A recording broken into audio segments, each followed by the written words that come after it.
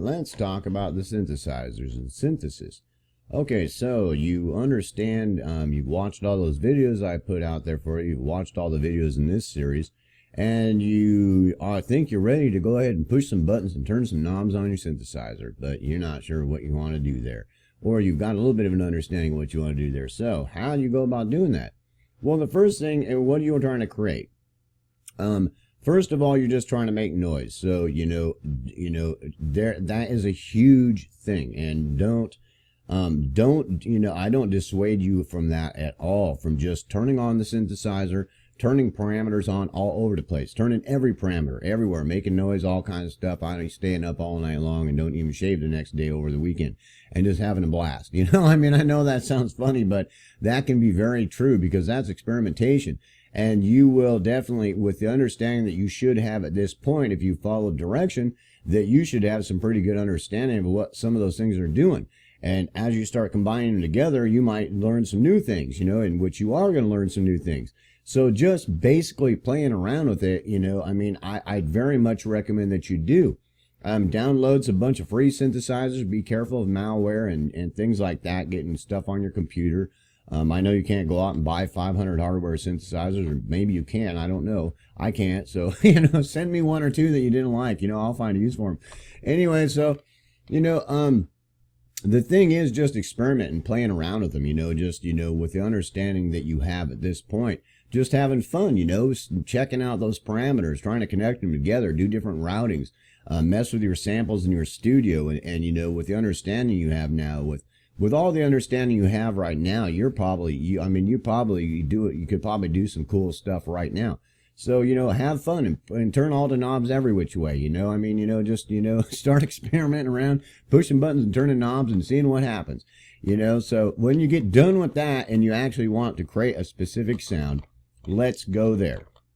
So the next thing is, so you want to create a sound. You've decided that you want to create a train or a violin. So what are you going to do? Well, you get on the internet and you can see if you can find different things that are going to show you what the timbres are of like violins, or, some certain, sound that might give you, the waveform or the timbre composition of it. So you can get a basic understanding of what it looks like here's a violin or a trumpet. So you can look at that, on your oscilloscope, what it's looking like there, or what it's going to kind of look like on your spectrogram. So you got a basic understanding of the harmonics, the harmonic content, and, some relative understanding of what the decibel levels would be in relation to each one of those intervals and harmonics. So, that's, that's pretty obvious, right? Well, if you can't, and you can't really get there, I do suggest you go there and start looking for that sound, because basically sometimes when you're creating sound, that you're going to have a sound that may not be exactly a violin, or it might not be exactly a train or an explosion, but some of those aspects and properties of that sound are very relevant to what you're trying to do. So, you need to sit back and see what kind of sounds are relevant to the kind of sound I'm trying to create. So that you can go on Wikipedia or on the internet and try to find some samples that, that are, of those kind of sounds, so that you can understand some of the properties of those sounds. And then start to, analyze them with your spectrum analyzer and your scope, to try to see what kind of properties there are on there, to see, to have some basic building blocks of where to start from. So, if you're going to get a train, then you go on the internet, find some train samples, brother. Chooka, chooka, chooka, chooka, chooka, whatever, and, find some samples, put it into your DAW, and really analyze it with your scope and your spectrum analyzer.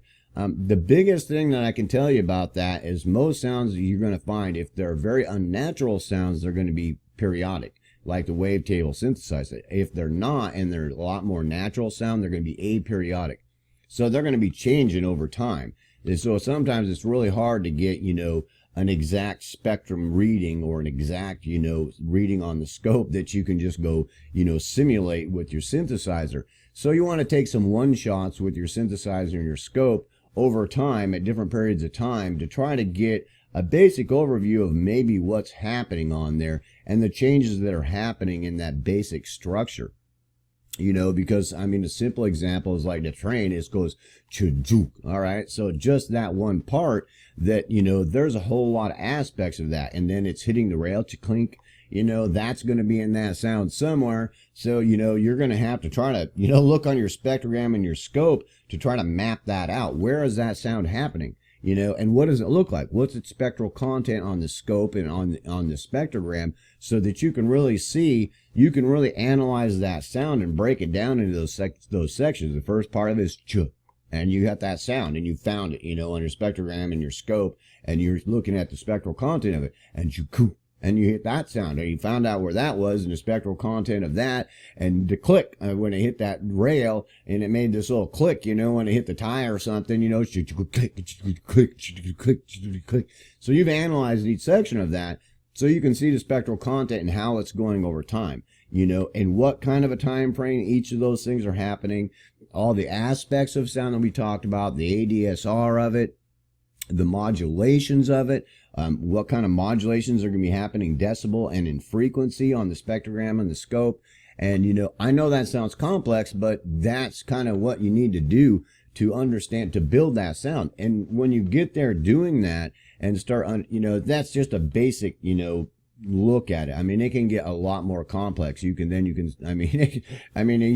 looked at that, that series I did on sound analysis, there's a lot of tools out there, bro, to check out sound.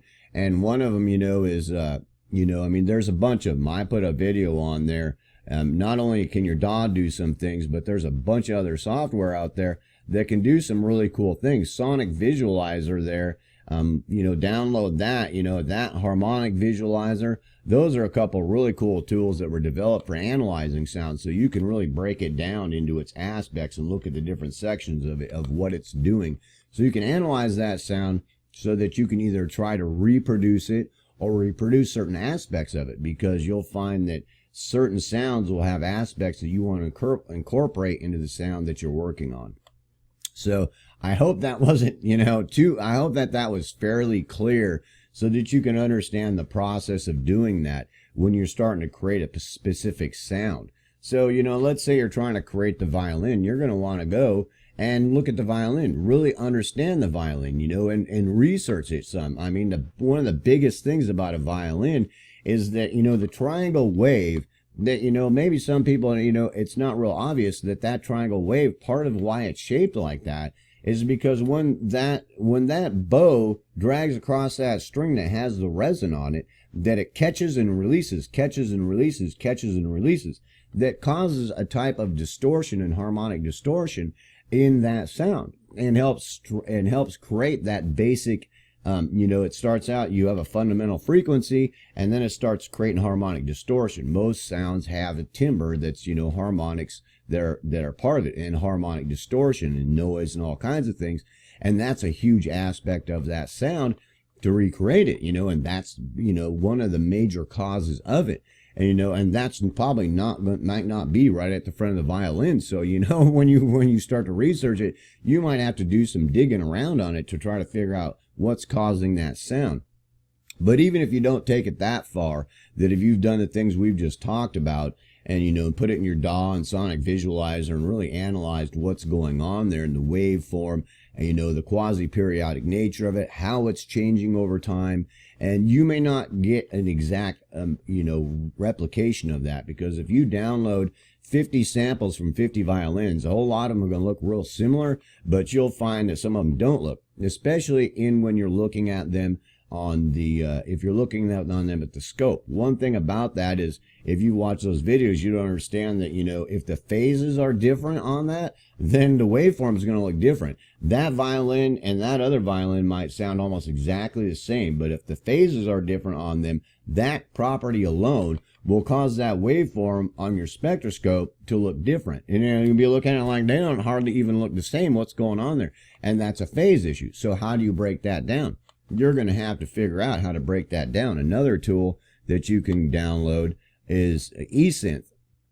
And eSynth will actually, you can download that. It's free, just like Sonic Visualizer, and you can actually analyze the phase of each one of the sinusoids in the basic harmonic content and harmonic distortion in that sound. And there's lots of applications to do that, but every one of the parameters we talked about can be very pertinent in what that sound looks like. So I'm hoping that, like I've said, you've watched those videos and you've watched this series all the way through, so that a lot of those concepts, sit down and really think about all those concepts, how they could be applying to that waveform or that spectral content that you're looking at.